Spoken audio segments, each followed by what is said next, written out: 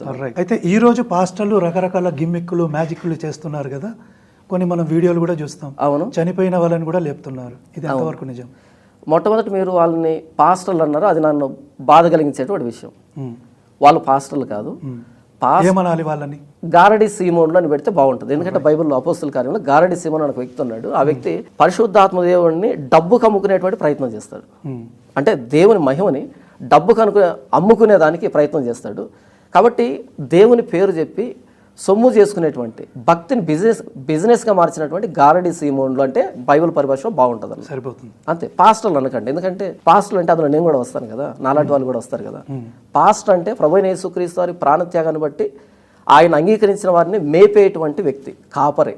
అంటే ప్రభువైన యేసుక్రీస్తు వారిని ఆ మేత ఈ గొర్రెలకు వేస్తూ మేపేటువంటి కాపరే.